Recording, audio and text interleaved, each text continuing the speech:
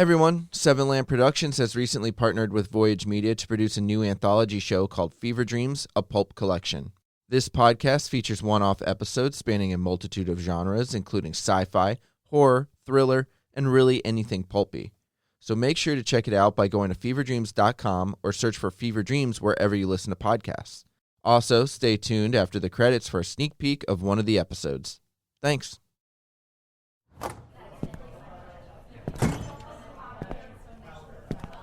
I walked into the corner coffee shop and spotted her instantly, in the back, on her phone. I was about 10 steps from the table when she noticed me. We locked eyes. Hey. Hi. It's hot out there today.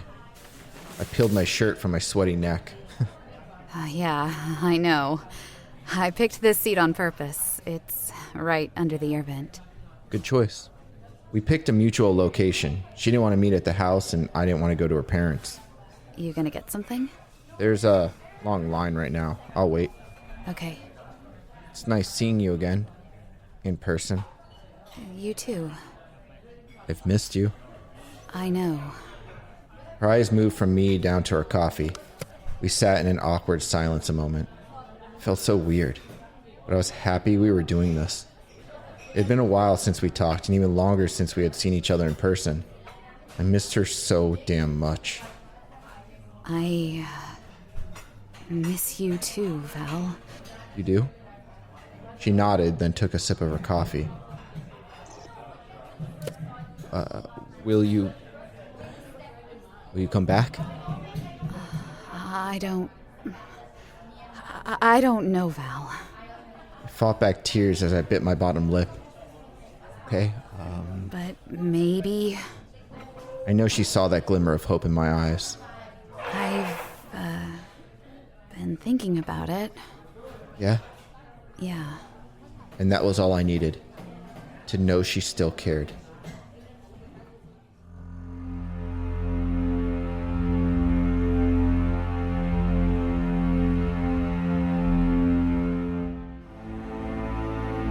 Seven Lamb Productions presents The Stone House,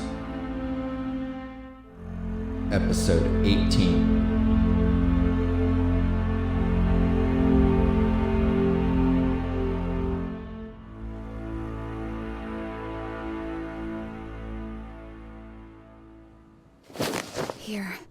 Here, take this. Delilah took off her overshirt and wrapped it around me. You're shaking. I've been cold for a long time. How did this happen? They attacked me in the house. They knocked me out. When I woke up in the woods, that little scrawny fucker, he tied me to a rock and tossed me down into a cave. Oh, God. Is that why your leg is broken? No. That happened when I tried climbing out. Those fucking assholes. Gavin told me you fell off a cliff after getting drunk. Did he now? He's lied about everything, Val. You were right about him. He's a fucked up individual. He hurt Noah. Before we got here, he cut his tongue.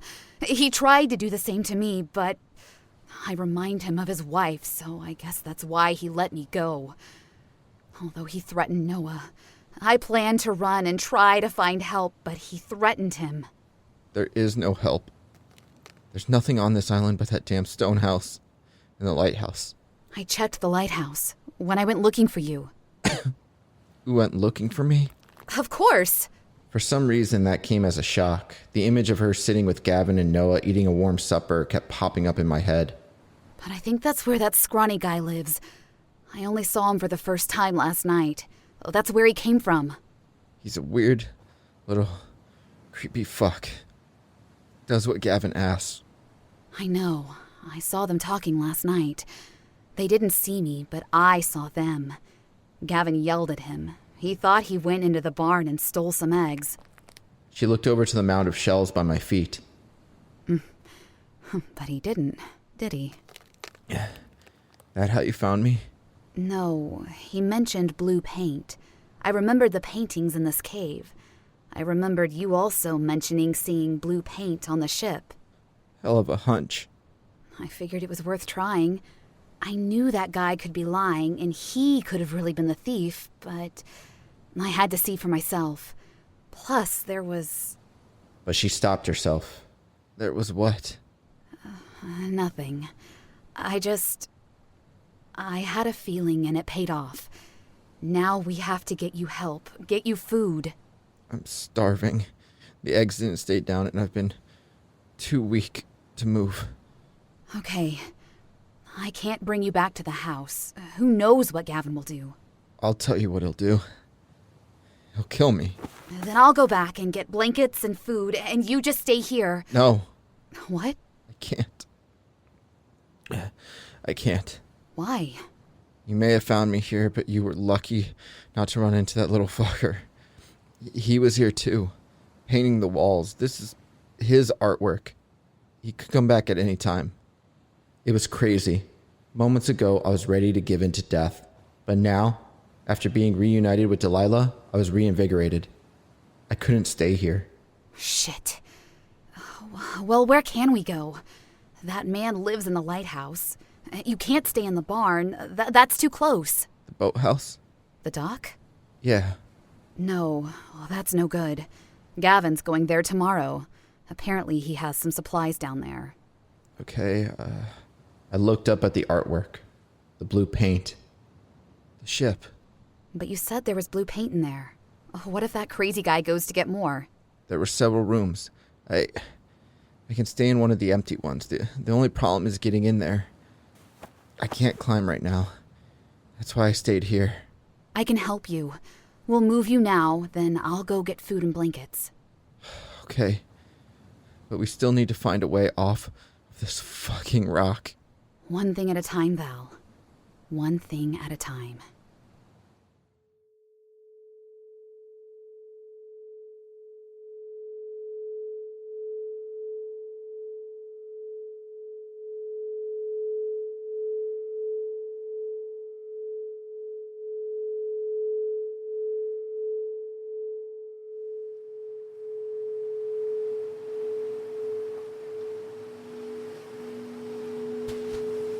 It was a clear night. The moon shone brightly in the sky, allowing for a clear view of the beach and ship before us. The ship was larger than I remembered. You okay? Yeah. I'm good. We can move slower. No, I'm fine. Val was leaning on me with his full weight, but I couldn't blame him. He was weak, tired, injured, and starved. I don't know if I'm going to be able to make it up. My leg is in a lot of pain right now. You don't think I can pull you up? We can try, but I won't be much help. Was there rope on the ship? I don't remember seeing any. There were a lot of rooms. We were standing before the ship. Val was right. This wouldn't be easy. Maybe there's another way around. Hold on. Yeah. I have to catch my breath. Okay. Here. Rest here.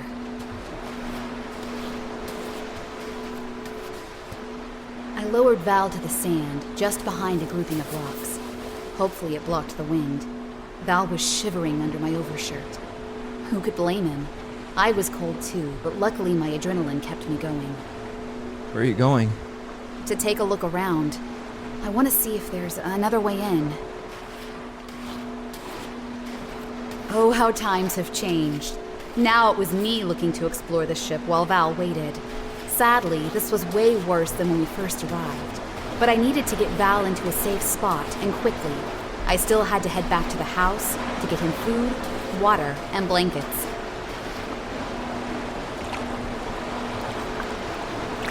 What the? There was a giant hole in the left side of the ship. The rusted metal was twisted, exposing the interior beams and mesh. The water was freezing, and I had to go in waist deep.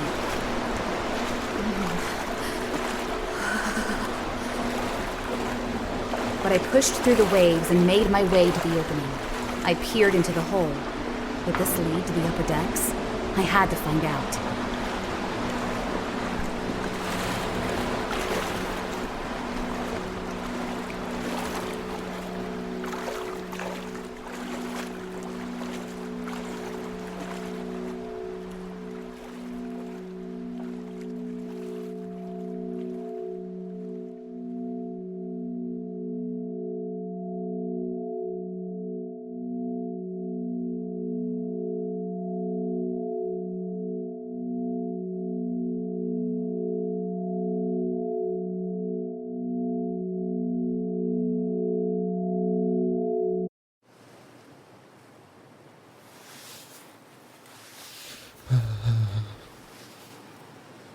Delilah had been gone a long time. I hoped she was okay. Her, Val, come on. You're the crumpled mess. Jesus! She jumped down right next to me. Val, I found a way inside. Up there? No, through the side. Come on. She helped me up off the cold sand. Wait. You okay? My leg. I'm sorry. It's okay. I'm okay. Let's go. Okay.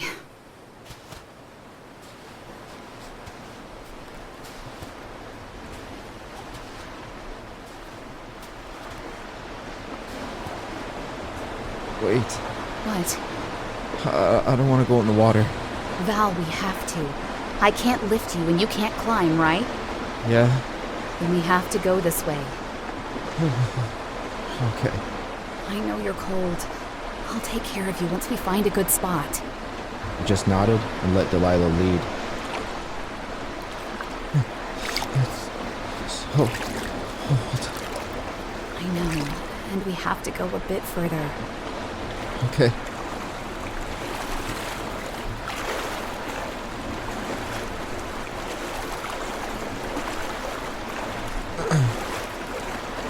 Come on, Val. Almost there. We were now up to our waists. I saw the hole in the side. You're there? Yeah, Are you sure? positive.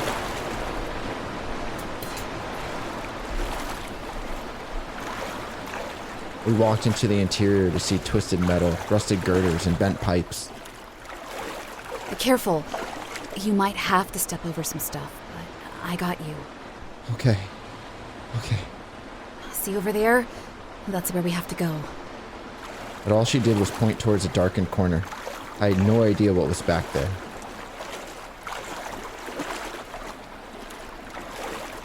On closer approach, I saw the collapsed metal grating. It was slanted enough for us to walk on. It's not too bad. It's a big first step, but then it's a cakewalk. Good. That's about the only kind of walk I can do now. I figured. I got you. Almost. There you go. Hold on to that pipe. Is it sturdy? I used it. I grabbed the pipe and leaned heavily onto Delilah as I stepped up onto the metal grating. Slowly, we emerged from the icy water.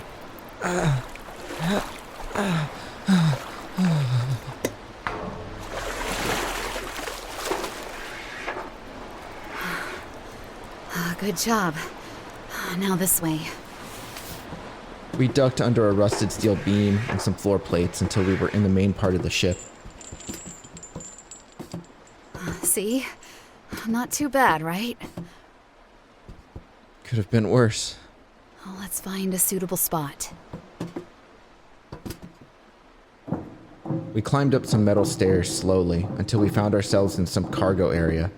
The room had a few rusted holes in the side which allowed the moonlight to guide us. In the back were crates, empty buckets, busted pipes, and other random debris. We should really see if we can find something for you to lay on. Actually, Dee, I think I have to stop. Are you okay? I'm just really tired. Okay. Why don't you rest here? I'll scour the ship and see if I can find anything. There probably won't be much. Just rest, Val. I'll take care of everything. Okay. We went to the far end by one of the crates. It was dry over here. She lowered me to the floor and let my head rest against the crate.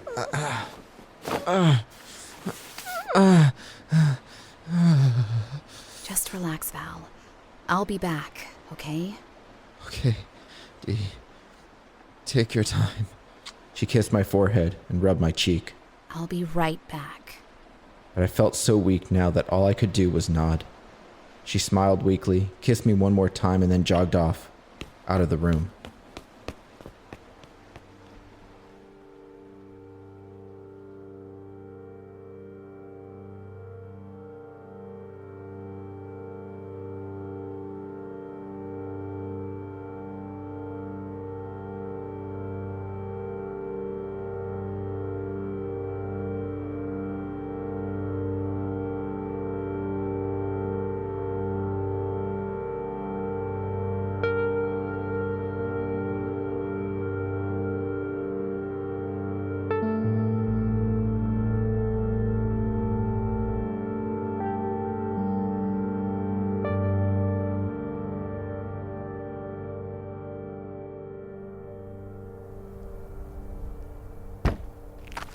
I ran all the way back to the house after scouring the ship. All I could find were some old, dusty covers that were probably used to cover machinery, but they had mildew on them, so I decided against that idea, which was fine because I was back at the house now. As I was about to open a cupboard, I noticed a knife sitting on top of the rest of the dishes in the sink. I grabbed it and looked towards Gavin's room. He was snoring.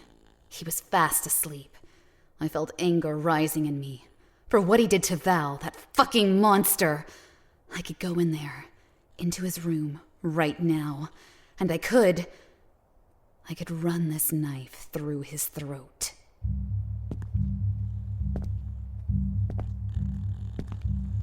He would wake up to his own death, and then me and Val and Noah would be safe. I stopped in front of his room, my hand hovering over the doorknob. But would we really be safe?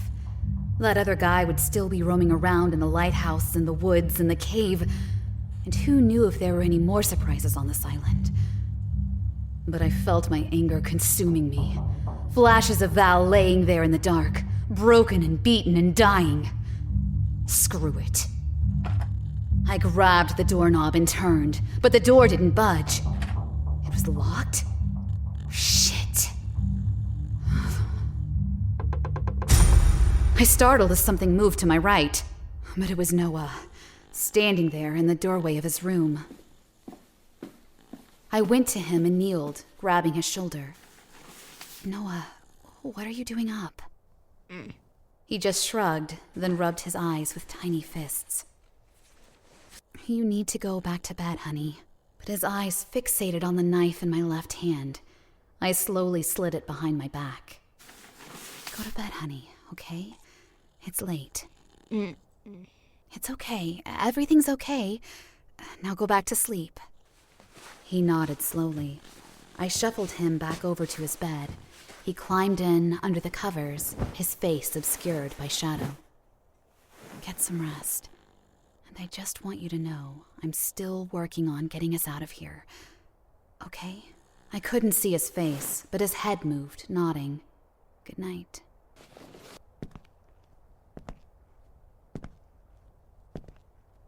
Right as I was shutting the door, I realized something.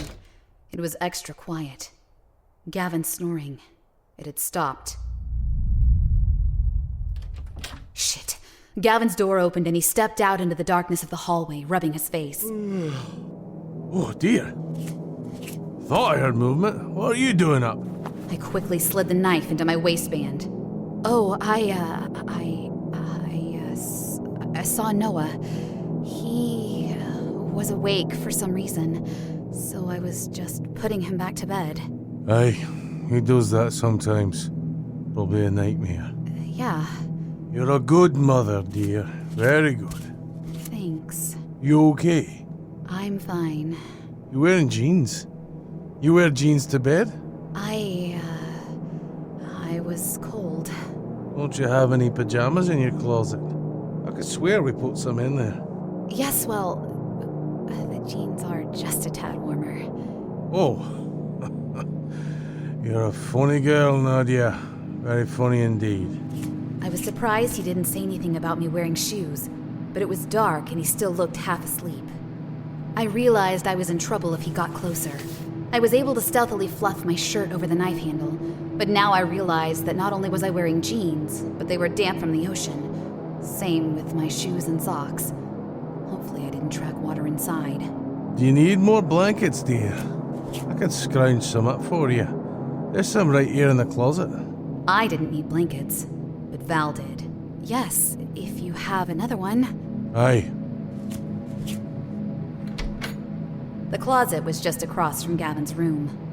Let's see. Here we are.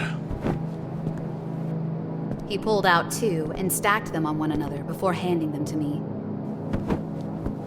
I hope these are okay. This one's the one poor Val used before. You know. Yes, I know. The anger rose up again, making me want to pull the knife right now. But I pushed the anger aside, knowing that if I didn't land a good hit and Gavin lived through it, like the plate, he would do much worse to me and Noah. And if I was hurt, what would happen to Val? He needed me. Keep your cool, Delilah. Anything else, dear? No, I think I'm fine. Good. He put his hand on my upper back. I instantly tensed up. I'm gonna grab a glass of water and it's back to bed for me. Gotta finish the barn tomorrow. Okay. You sure you don't need anything else, dear? He slowly moved his hand down my back, inching towards the knife handle. I quickly ducked out of his reach and brushed past him. No, thank you. Aye. As I slowly made my way to the room, I looked over my shoulder and watched Gavin get himself a drink. He found the knife under my bed before, so I was worried he may notice one missing from the sink. But he quickly filled his glass, and just as I turned the corner, I saw him make his way back to his room.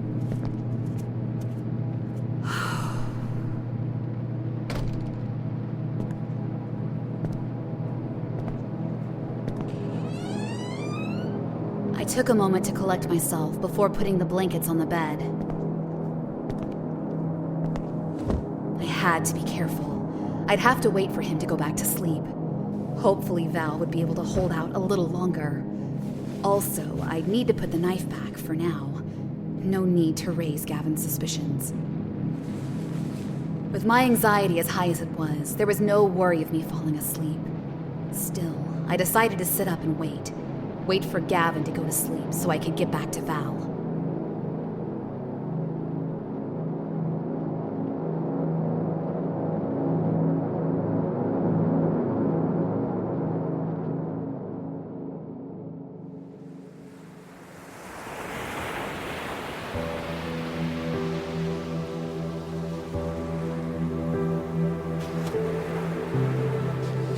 Delilah was waving to me. I waved back. The sun was hot and the water looked cool, but I couldn't join her. He was there, splashing about. Val! Now she called to me. Val! She waved me over, but I didn't budge. I had a pain in my chest. The sky was becoming darker, the sun no longer bright. The beach was now cool and getting colder. Val, come here! But Dee and Hunter were still playing, still having fun. She waved to me again. Val! Val! Val! Val. Wake up, Val. I'm back. I forced my eyelids to part. It took a while for Dee to come into focus, but when she did, I could see her forcing a smile, trying her best to hold back tears. I'm back and brought you stuff. A lot of stuff. Here. Drink some water. She dunked a small glass into a bucket and brought it to my dry and cracked lips. The water wasn't easy to get. I had to be quiet. His room isn't far from the kitchen, and he almost caught me earlier. I had to wait for him to go back to sleep. That's why it took me so long. I'm so sorry. It's okay, Dee. It's okay. Thank you. I brought food, too. She unraveled a blanket before her. Inside, another blanket which she fluffed out and placed over my legs. I know you're cold. I brought some clothes, too. A sweater. One of the ones that was in my closet. Your closet? Yeah, he moved some furniture into the spare room. The one I've been using. He's a sick individual. He's been acting like we're a family. Me, him, and Noah. It's... Oh. He's crazy. I think he hurt Noah's family like you. I thought about the bodies in the pool of water. The bodies I freed and then violated by stripping off their clothes in an effort to escape that death trap of a cave. Noah's family? Noah's family was here with Gavin. They arrived together. That's what Noah said. Well, he didn't say it because Gavin heard him. Well, that's why he doesn't talk. But I still asked him questions, and well, I asked him about his family. Some of the pictures that were hanging in the living room. Remember how they weren't in frames? They weren't Gavin's pictures. Maybe he took them from the boat or from their wallets. Noah's family. Yeah? There were 4 bodies in the cave, in the pool of water. He tried to drown me there, too. I was tied to a rock and dropped down. I broke free, but I was down there for... I don't know how long. Oh, God. All the other people. Their bodies were bloated and decomposing. They were down there a while. How did you get out? Oh,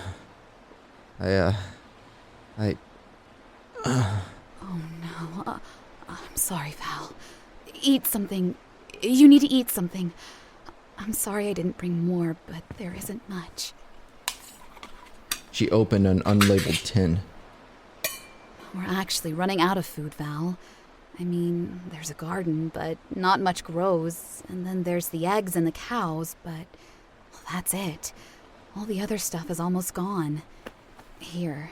She pulled a spoon from her pocket and scooped the contents from the can. It's hash.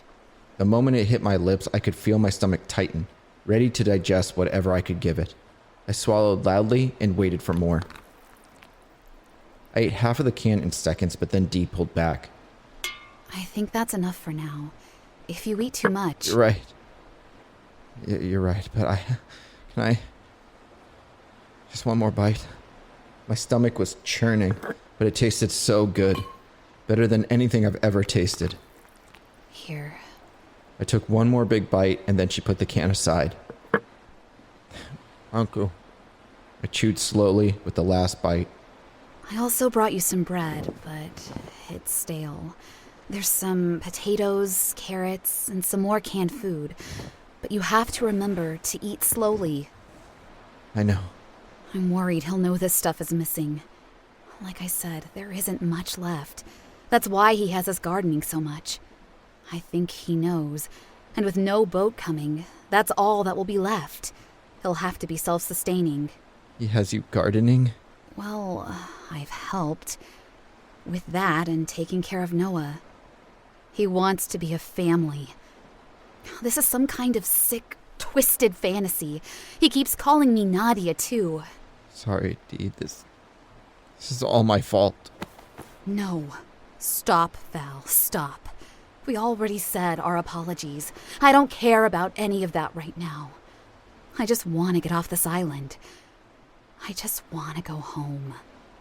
Our home. She embraced me, pressing her warm cheek against my cold one.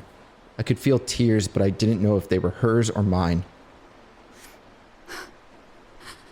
I want to kill him for what he did to you. No, don't. Why not? Because I'm too weak to do anything.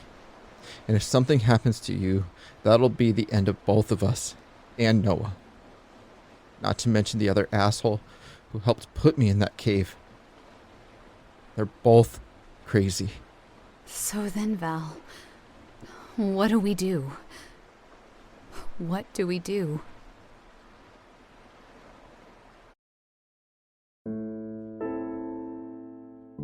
The Stone House.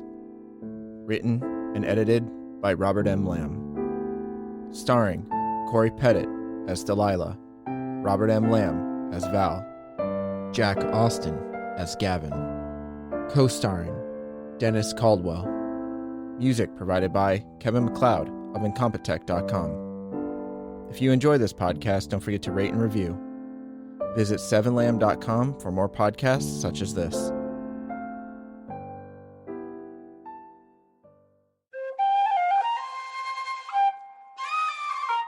This has been a 7-Lamb production.